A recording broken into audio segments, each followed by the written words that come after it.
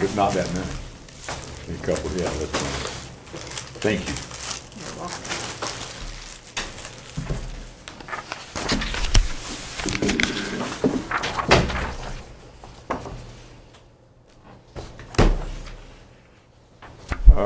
The regular meeting of the Henry County Redevelopment Commission is now in session.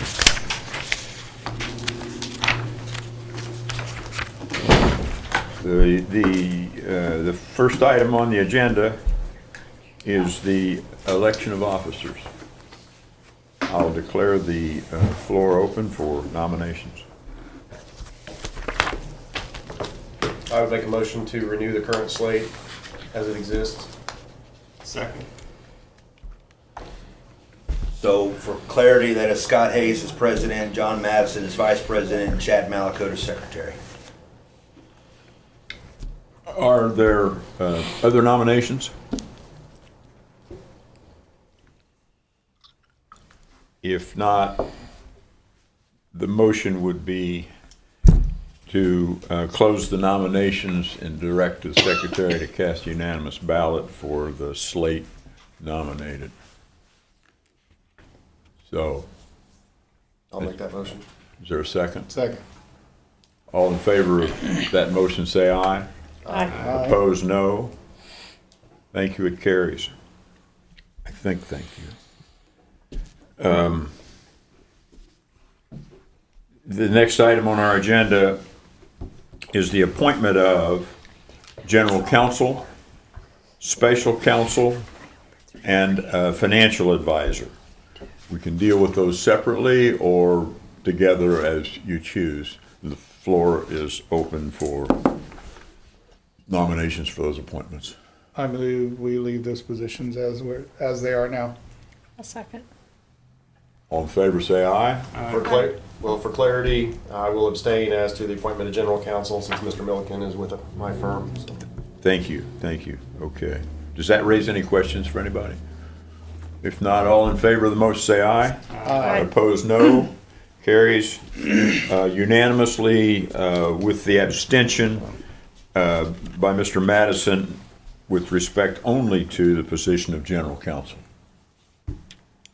You have before you, I hope, the minutes of the meetings held on November 24, 2025. Are there additions or corrections to those minutes? Everybody have a chance to take a look at them? I confess that I didn't. I just got them for the first time. Did you send these out? Kelly did. Did I get them? I don't remember reading them.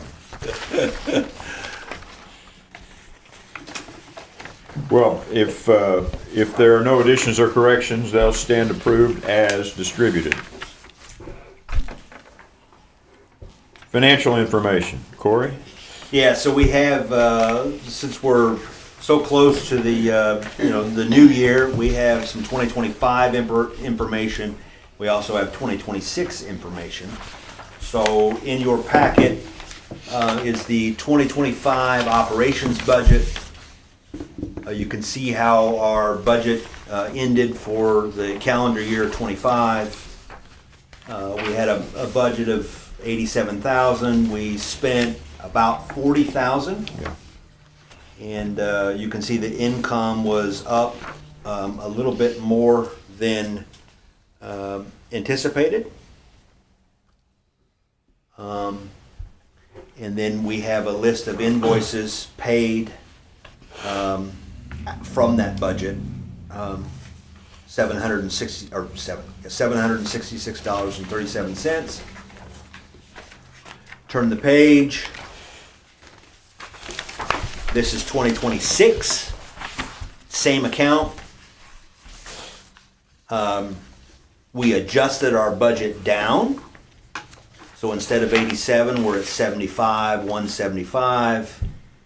You can see what we've paid thus far.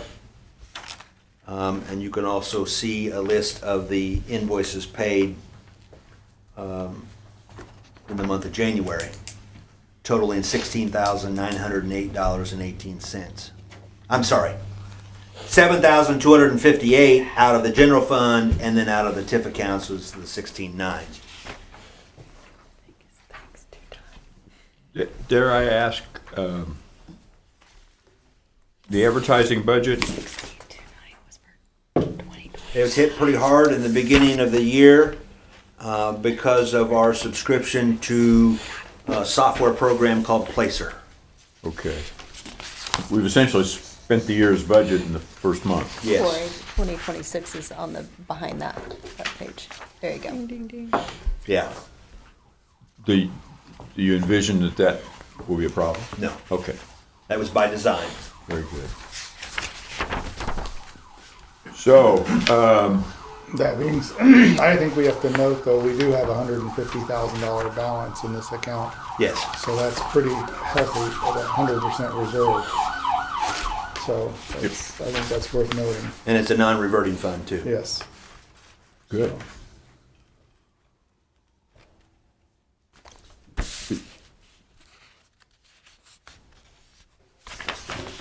Did we do something with that?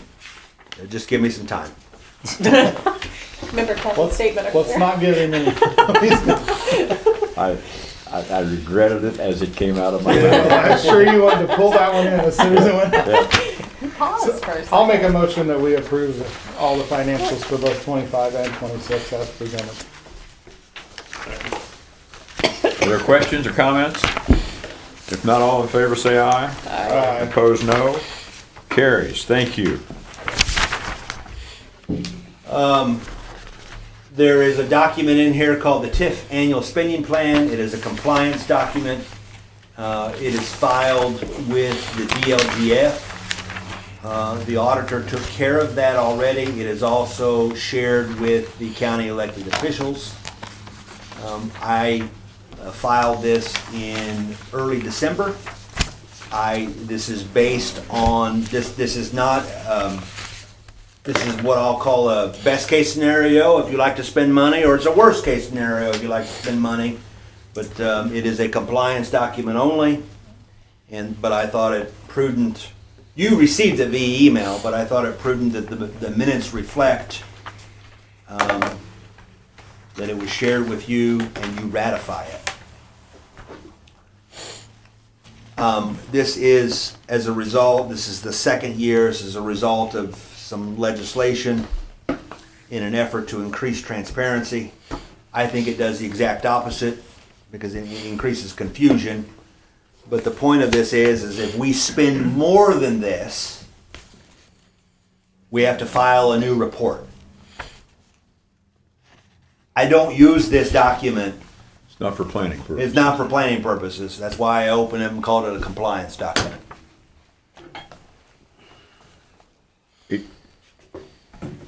What it does for you is impose a limit. It does. Okay. But I don't, So if we're gonna spend more than $10.5 million, you gotta file a new report. yes. But I'm not asking you to give me authorization to spend $10.5 million. I'm simply completing the task that was assigned to us by our Indiana General Assembly.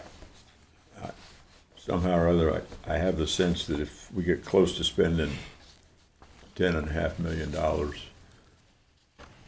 you'll have bigger concerns than Yes. preparing a new report. Yes. I was in a 2.5-hour meeting with Jason Simler this morning, and I'm speaking on the city's behalf right now, but in recommendation to the county. Nobody's exactly certain what the TIF rules and regulations and standards are gonna be in the near future. What Senate Bill 1 did to us, Yeah, and Senate his Enrolled Act, recommendation is to just be frugal at this time. But just throwing that out there, just. thank you. I'm hearing the exact same thing from several. They don't know the true impact and they still haven't figured out arm wrestling how the changes are going to impact. Because the changes are all being done behind the scenes now, not in outward, not in front of the public. And you're hearing lots of rumors.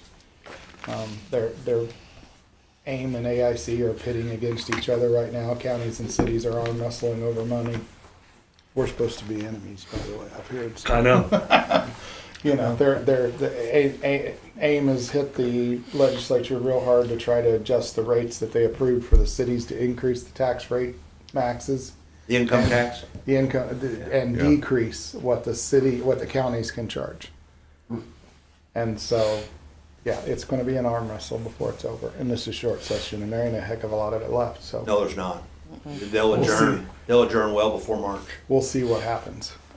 And in 28, Lowett literally goes away, and it's up to us, and they don't care what we do, but they've put a cap on how we can raise our local taxes, and it does not fill the gap of what they're charging now.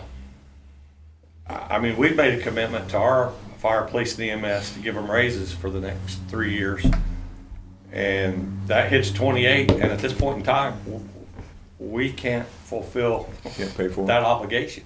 Because of the legislative change. Yes. Yeah. Scary. I mean, it's ugly. I've read some in the Indianapolis Star comments about all this, and I haven't yet read anything complimentary. Well, the county's in a similar situation because we also lose the load. So all the money that we currently pay to the city for our EMS services comes out of a Lowett. Well, that all goes away. Yeah. Yeah. And so we're paying you, what, $600,000 this year? That's all coming out of a Lowett tax, which is local income tax. It used to be, it's actually a lit now. It's not Lowett anymore Correct. because there's no such thing as an option in it. You have to do it. So it's a local income tax. They call it a lit instead of a Lowett now because they took the O out because it wasn't no longer optional. And as Jason's telling me that, he says, and I want to thank you guys because you've picked up my dad twice at our first stadium. His dad lives out of 103. He said you picked up my dad twice in the last month, and I really appreciate that. And I said, hope we can continue to do that. So it's it's going to be interesting to see how it all lands. If we had a review from AIC and we'll land okay, but if AIM is successful and lowers our rates, then we're going to be in the same trouble that the city's now in. So it doesn't fix anybody. Yeah. Because if it fixes the city, then the county's in a mess. Yeah, that's It's- sad that it's- the Senate Enrolled Act has pitted cities and counties against each other because as we sit here, yes, we are in the city of Newcastle, but the city's in the county. Yeah, and we both have different, the AIC, the Association of Indiana Counties, and AIM, the Association of Indiana Municipalities, are now fighting each other they're arm wrestling over who gets what rate. So yeah, it's So gonna be Carrie fun. Barrett's going to have to pay the price. We're not going to be able to say yes to her all the time.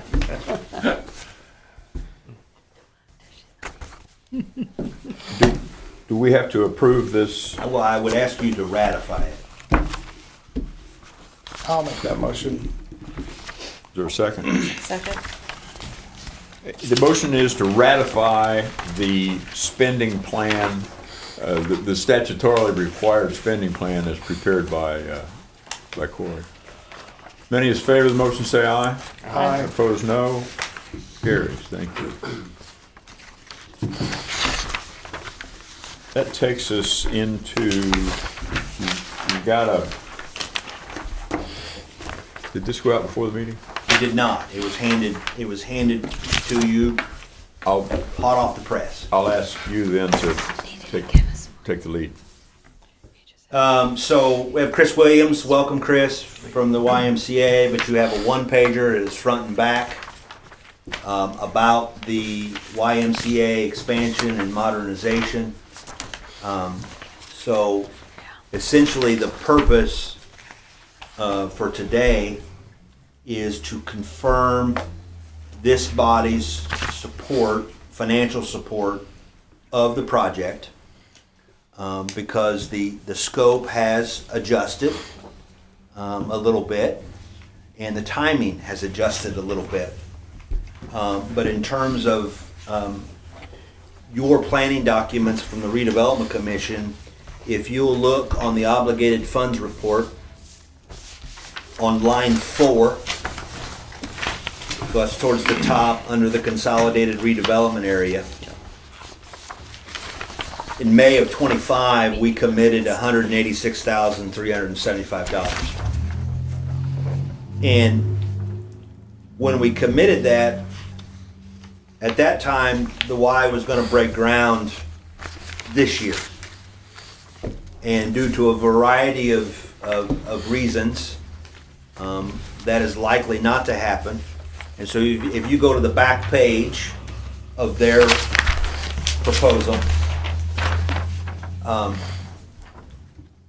I just want to point out the impact and timeline. Groundbreaking is anticipated for the spring of '27, with the out of school or the child focused expansion slated for completion in December of 2027.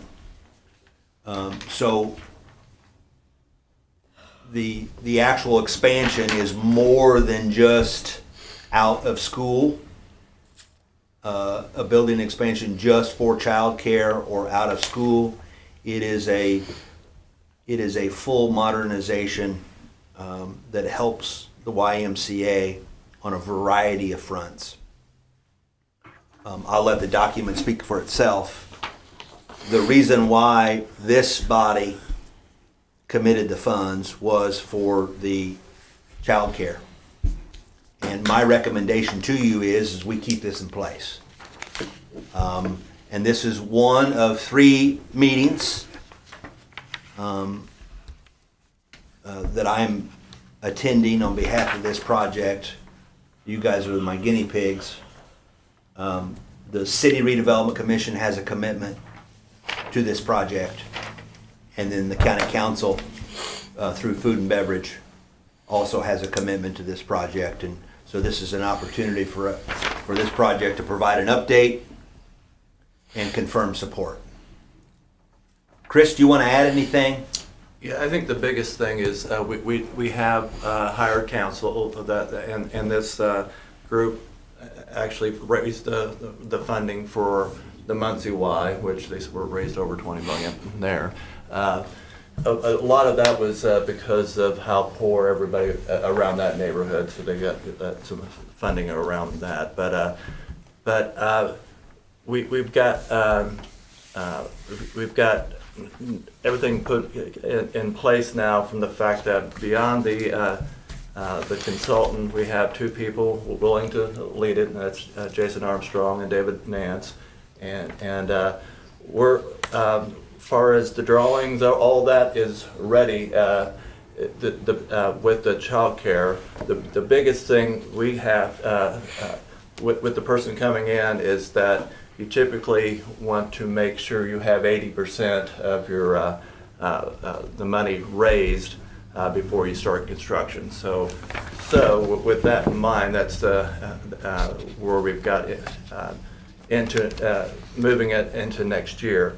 We hope to go faster than that. We would love to get it started this year, but from his past experience and the amount of time it takes, that's the reason we're looking at spring of next year. So the last bullet point there above community impact and timeline, I wanted to point that out too. I think that's important. Total cost of this project is estimated at $4.1 million. And so the commitment from this body is $186,375, specifically geared towards the helping kids have a safe place to go when school is closed or in the summer. And so I'd be happy to answer any questions in regards to my recommendation. How does the breakdown on the other, the county I know was, The food and beverage is $300,000. yeah, that's what I remembered. And then the city RDC is at $500,000. But that is paid out over 8 years after the building is built. Their finances are a little different. And so that's the way it was structured. They don't have as much existing funds on hand, And so it is essentially a pledge. It's 62.5 a year for 8 years, equaling 500,000. But the building's got to be complete before they pay the first pledge. Well, I guess I wear two hats, so it makes it a little more difficult in this aspect, so I'll jump in here if I can, if it's okay. I think the big thing is this is a pretty big change of scope. I mean, especially when you're talking about putting on roofs and, adding 24-hour operations. It becomes less about childcare and more about routine maintenance and expanding overall services to the masses. So that's where I know this went through the Food and Beverage Committee. It did. Was voted on by the Food and Beverage Committee. I know that we have a lack of childcare in the community, and that has always that's one of the reasons why it drove that project in the Food and Beverage Committee. And so But keep in mind that on there, the phase one, the first thing we're talking about doing is adding that on, so. but the original was more like aftercare services and all that, and after school services. This is going to be more like summer camp. And that was because, well, yeah, anytime school's out, but the school themselves, they end up getting funding, and so that's the reason that they're keeping them in the school, so, for the after school part. Yeah. But we have a lot of times, we're doing before school right now, and then, like I said, there was a lot of days off, and we hear it a number of times. And thank you for how big that was for them be able to work. So. Yeah. Does the school bus come and pick kids up, or do you guys deliver them to their school? They come in the morning. They drop them off there as early as 5:30, and then they pick them up in time to be fed in the morning and before they go to school. So has this gone back before Food and Beverage, or we're the first group? It hasn't gone to? No, the- so in terms of running the circuit and educating Right. about the scope change and confirming support, this was the first. Okay. City RDC will be next week, and then the February County Council meeting. So do you have a feel for how they're going to make adjustments or leave it the same? I do on not. everyone else? Okay. And if this was a county council meeting, I would say I am not speaking on behalf of the Food and Beverage Committee. I'm speaking on behalf of the Economic Development Director, and this is an important project. I still think this is a good value for our community. And the request is to just keep it the same. Yes. And acknowledge the scope change. Yep. Yeah, it's tough from the county perspective. I mean, we just got hit up from Little League, which needs to build an entirely new, needs to do facilities, and we had to turn them down because of that reason. So it's tough from the county's perspective. The scope of change could be problematic in that aspect. Just putting it out there because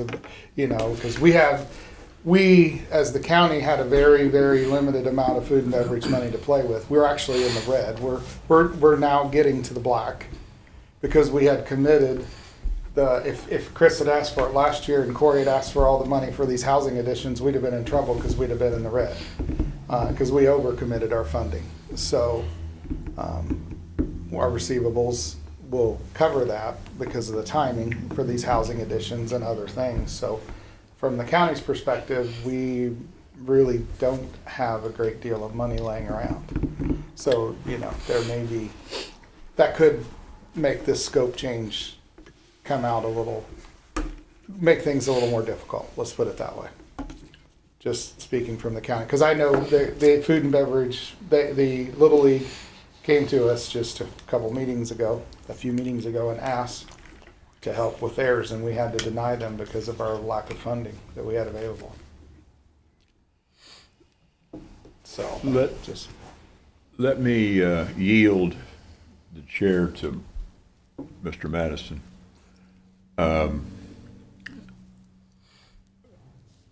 So that I can speak to the subject. I'm a trustee of the Y, and I've been far more involved in this capital campaign than I ever wanted to be. I would just encourage us to maintain our commitment. It's in the obligated funds report. We've been counting on spending it. The scope has changed, as Chad correctly points out. But I don't think it should change our obligation. And I can promise you the Y really needs it to go forward with this campaign. Hate to hear about little leaguers, and when they knock on my door, I'll be glad to make a contribution there too. But we need to do this. So that's all I had to say, and I'll continue to yield the chair to my friend, Mr. Madison, until this subject is concluded. Yeah. Any other discussion, or is there a motion to consider? Well, I would only say that it's tough wearing two hats because, again, I totally understand this body and their donation because it is business related. This is a business. We're here to support businesses.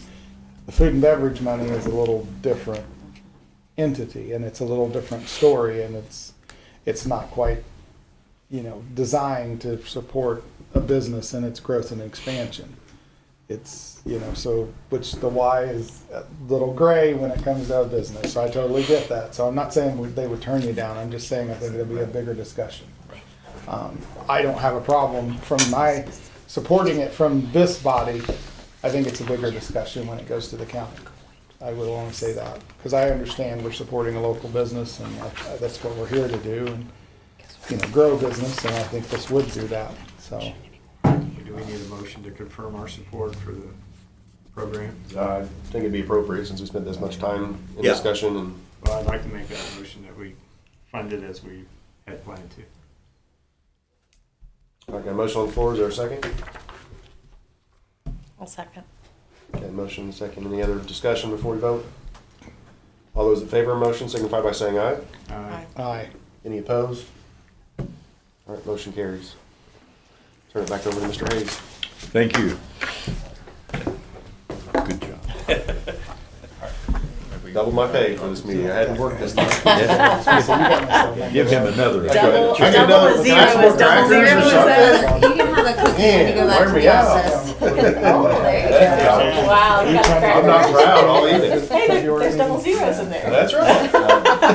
Mark him down as Call me and abstained. let's make some Yes. time to sit down. Okay, and mark chat. him down as Okay. abstention. I'm going to do my best to once again assert some semblance of order in the room. The next item, Corey, you want to help us with that, this proposal? Yeah, so I am asking for authority to spend up to $15,990 with Gonzalez. Gonzalez is an engineering firm, formerly known as FPBH, to complete a topographic survey and a complete shelf-ready drainage plan for the Rothrock site. FPBH is sold? Yes. Tell me about that. Gonzalez is a large Midwest firm, and it was an opportunity for the owners of FPBH to continue to do engineering work and maybe not have to worry about, the business side of operations. So, Has the personnel of the local operation changed? I don't believe so. Okay, so we'd be getting the same service? Yeah. Okay. Well, I guess not. So Dan Wright has definitely stepped out. He is still somewhat on the payroll, but he does not come to Newcastle any longer, and he is working a very reduced schedule, which I think is either related to his health or his wife's health. I've not been able to get a clear answer on that. I guess my question to you would be, I work with a couple other clients that have had difficulty with responsiveness with Gonzalez. I work with Adam Cooper, and Adam Cooper's fantastic. Okay, if you're comfortable, I'm comfortable, but I know. I've got Adam Cooper's cell phone number, and he answers Okay. he answers my calls, and he's straightforward, and he does good work. Yeah, I don't doubt the ability of the company to do the work. It's just. But know I with this have transition- experienced what you are Okay. So you know where I'm coming from. Yes, I But if do. you're comfortable, then I'm comfortable. Yep. Did he work for Dan before? Gonzalez? No, I mean, Dan was an owner of FPVH. He was a shareholder. Yeah. But Adam, Adam, Adam. did Adam Oh, yeah. work for Yeah. Dan before? Yes. He didn't come from Gonzalez. He came No. Adam was with FPVH. I'm sorry, I misunderstood your question. I may not have said it right. Adam is based in North Vernon, but does good work. He was incredibly helpful, to further illustrate, he was incredibly helpful in the shell building transaction that we recently, we had to do some survey work at the request of the buyer's council, and he was very responsive, even while on vacation. So this $15,000 or $16,000 is getting this property one step closer to being ready to market for less steps they have to go through. Yeah, this is all part of the shovel ready. Yep. I hate to use that No, term, it's, yeah, and you'll see more. yeah, absolutely. Yep. Okay.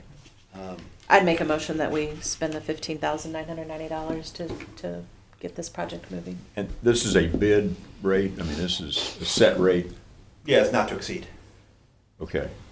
And this will work with our sewer plan if we go Yep. forward? Yep. Okay, we're not doing the same work twice? Nope. Okay, all right, I'm sorry, I interrupted. No, you're Is fine. there a second to? I'll second. Is there discussion or questions? If not, all in favor, please say aye. Aye. Any opposed, say no. Carries. Thank you. Okay. There are structures on the Rothrock site. And I want to demo them as soon as possible. And so I would, Like for them to be vacant first, I well, assume. That's a key point. the agenda does say after March 30th, 2026, to be clear, because that's the agreement that we have with the former landowner. But I'm requesting your authority to advertise for bids and select the most qualified and lowest bidder to demo those facilities, those structures. And take such steps as are necessary to assure that the properties are vacant, Yes, I assume. yes. Okay. To further provide clarity to that, at our last meeting, you approved some analysis of those structures from an asbestos standpoint. So we'll do that first prior to authorizing the contractor. Because the contractor will want that information, because that will determine which landfill. Protected landfill, or we're going Yes. to take it locally? Thank you, Mayor.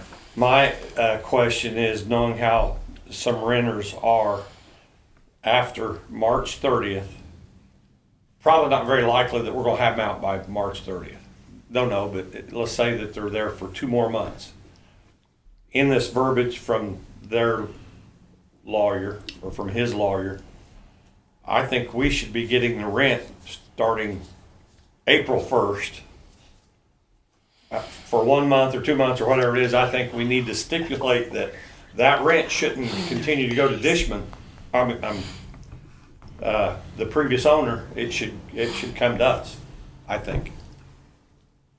I hope not to cross that bridge, but we'll see how it plays out, and I'll keep you guys posted. If they even pay the rent. Which, Right. as a Yeah. landlord, I'm telling you, probably won't happen. So Yeah. That's that why I would be think up we to should the have judge. stipulation in We there have to do, yeah, well, that there is some obligation. And I would say if we have not heard from his counsel by March 1st, I would send a 30-day notice that we, pursuant to our agreement with the former property owner, we're giving you notice that you need to be out in 30 days. You should have received notice. If you haven't, sorry, but Yeah. you do. You got it now. we maybe Yeah. should do that either way. I think we should. I'll work through the legal channels. I just want to make sure we don't get out over our skis here early, but let's try to reach out to his attorney and make sure that's going to happen. But if not, let's. I mean, to be very clear, I'm not proposing we demolish it until after March 30th, and it is vacant. I'll make the motion. That what we. I'll second, but I also want to add, make sure whoever you're hiring on the demolition side, that we are Disconnect the aware power? of disconnecting the power, because we've had folks show up and they've started the process and the power's not been disconnected, and that can be an issue. So It just can. as a And that is friendly definitely- reminder from your electric provider. Gas lines can be an issue too. Well, there's that. So utilities, not just power. Yes, yes.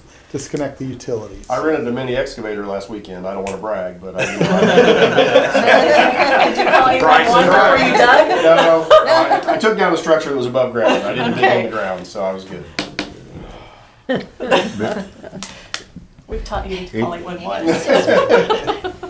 Either of you two want to submit the bids in Well, response you to never the know. advertising that that We goes did call out? the city because I need to. Okay, you've heard the I have motion. all the time trying to find And out there's where been a the sewer comes second. off The line over there on Morton. Doesn't surprise me. I mean, it's All been those in weeks favor and say I aye. responded. Aye. Aye. Opposed, no? Okay, carries. With, I assume you got all of the extra provisos that Because I go need in to that put it in the motion. ground. It's a mess. What else, what other business can the commission take care of today? Hearing none, I'll adjourn the meeting with my thanks to all of you. Court, could you do just